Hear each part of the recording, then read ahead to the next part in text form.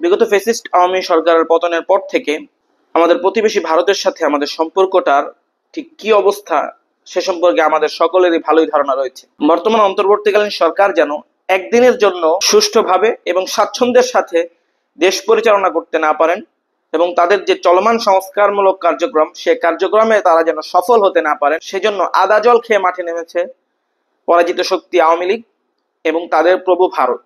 সম্প্রতি ভারতের বাংলাদেশের সংখ্যালঘু নির্যাতন নিয়ে উদ্ভট এবং বানোয়াট পজিশন নেওয়া এবং তাদের মিডিয়াগুলোর একের পর এক ভিত্তিহীন মিথ্যা সংবাদ প্রচার করা নিঃসন্দেহে বাংলাদেশের উপর তাদের চরম ক্ষুব্ধতার দলিল বহন করে।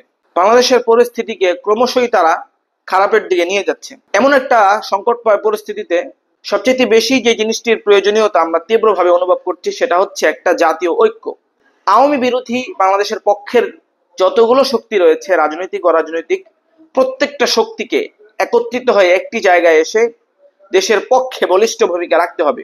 এটি হচ্ছে বর্তমান পরিস্থিতিতে উত্তরণের একমাত্র পথ।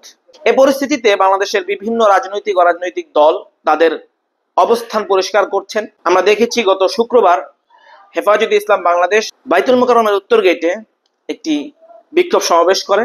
সেখানে হেফাজত নেতৃবৃন্দরা অত্যন্ত স্পষ্টভাবে বর্তমানে চলমান এই পরিস্থিতিতে ভারতের অপতৎপরতা নিয়ে সতর্ক করেন এবং তাদের অবস্থান ব্যক্ত করেন।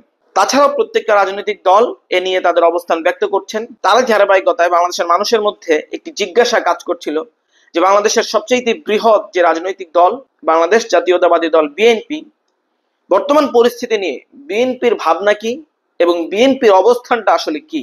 বাংলাদেশের মানুষের এই জানার কৌতূহল এবং আগ্রহের কথা বিবেচনা করেই হয়তোবা বিএনপি তাদের অবস্থান পরিষ্কার করেছে। আজকে বিএনপির সিনিয়র যুগ্ম মহাসচিব জনাব রুহুল কবির রিজভী বিএনপির অফিসিয়াল স্টেটমেন্ট সাংবাদিকদের সামনে পড়ে শোনান। সেই স্টেটমেন্টে বর্তমান এই পরিস্থিতি নিয়ে বিএনপির ভাবনা এবং তাদের অবস্থানটি অত্যন্ত স্পষ্টভাবে ব্যক্ত করা হয়। সেই বিজ্ঞপ্তিতে অনেক কথা বলা হয়, কিন্তু তার মধ্যে সবচেয়ে গুরুত্বপূর্ণ যে বিষয়গুলো সেগুলো হচ্ছে শেখ হাসিনার পতন হজম করতে পারছে না ভারত সরকার। শেখ হাসিনার পতনে তাদের অন্তরে ভয়ঙ্কর অনল দহন। এর কারণে অতিমাত্রায় দাদাগিরি করার ফলে ভারতের সঙ্গে তার প্রত্যেক প্রতিবেশীর সম্পর্ক তলানিতে। শুধু হাসিনার ঘাড়ে সওয়ার হয়ে একচ্ছত্র কর্তৃত্ব স্থাপন করেছিল বাংলাদেশের উপর। ভারত বাংলাদেশকে আশ্রিত রাজ্যের মতো বিবেচনা করত। সে আশ্রিত রাজ্য হাত ফসকে গেছে। বিগত 15 বছর হাসিনাকে সামনে রেখে ভারত বাংলাদেশকে কার্যত দখল করে নেওয়ার চেষ্টা করেছিল। এখন বাংলাদেশকে আবার কিভাবে তাদের করতলে নেওয়া যায় সেই লক্ষ্যেই তারা নীল নকশা করছে। ভারতের সরকার মনে করে বাংলাদেশকে অষ্টম সিস্টার হিসেবে অন্তর্ভুক্ত করা গেলে তাদের 7 সিস্টার নিরাপদ থাকবে। চাণক্য ভারতের বংশবৎ ফ্যাসিস্ট হাসিনার পতন ও পালিয়ে ভারতে আশ্রয় নেওয়ার পর থেকেই মোদি ও তার গদি মিডিয়া বহুমাত্রিক ষড়যন্ত্র এবং অপপ্রচার চালিয়ে আসছে। তারা চরম হতাশা আহাজারিতে নিমজ্জিত। তাদের আচরণ ক্রমশ স্পষ্টত অসুপ্রতিবেশী সুলভ, অস্বাভাবিক এবং একদেশদর্শী। একজন স্বৈরাচারের পতন নিয়ে কোন দেশের এমন আহাজারি বিশ্বে বিরল। ভারতের কতিপয় গণমাধ্যমে বাংলাদেশি সংখ্যালঘু নির্যাতনের বানোয়াট গল্প প্রচার ও প্রোপাগান্ডা চালিয়ে সাম্প্রদায়িক উস্কানি দিয়ে চলেছে।